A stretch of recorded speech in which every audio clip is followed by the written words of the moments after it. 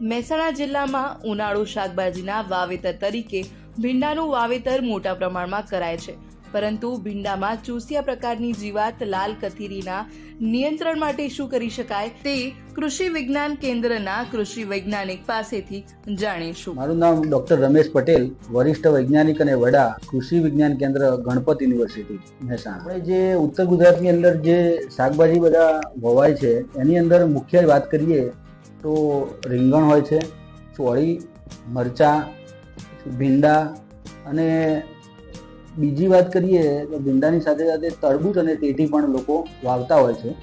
અને આની અંદર અત્યારની જે પરિસ્થિતિ છે એમાં મોસમ જે બદલાતી પરિસ્થિતિમાં વાદળછાયું વાતાવરણ થાય અથવા તાપમાનમાં થોડો ફેરફાર થાય એટલે ચૂસિયા પ્રકારની જીવાત મુખ્યત્વે રહેતી હોય છે.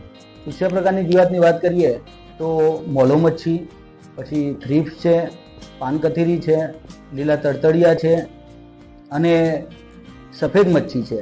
આનો મુખ્યત્વે ઉપદ્રવ રહેતો હોય છે અને આ જીવાતો મોટાભાગે બધા પાકોમાં જોવા મળતી હોય છે.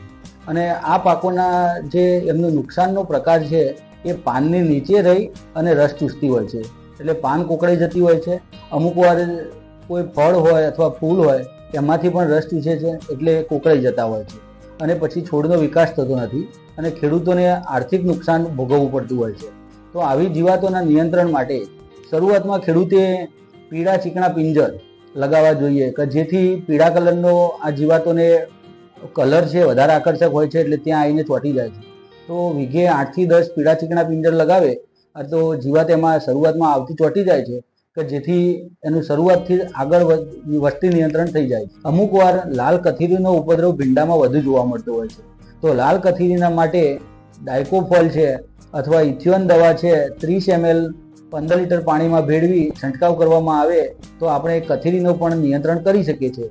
જો આવી કથીરી હોય એનો ઉપદ્રવ થાય એટલે એના ઉપર રૂના તાતણા જેવું જાડું બનતું હોય છે, એટલે ખેડૂતો દવા છાંટે તો સીધી જીવાતના સંપર્કમાં આવતી નથી અને બરોબર નિયંત્રણ થતું નથી.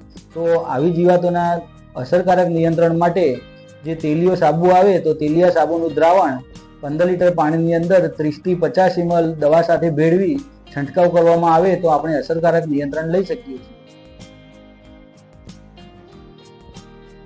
પાકમાં રોગ જીવાતના કારણે ખાસ કરીને ખેડૂતોને આર્થિક નુકસાન આવતું હોય છે અને ઘણા ખેડૂતોને નફો પણ મળતો નથી. માટે જ ઉનાળુ શાકભાજીમાં ખાસ કરીને થ્રિપ્સ તેમજ ચૂસિયા પ્રકારની જીવાતોનું ધ્યાન રાખીને ખેડૂતો પોતાના ઉત્પાદનમાં વધારો કરી શકે છે.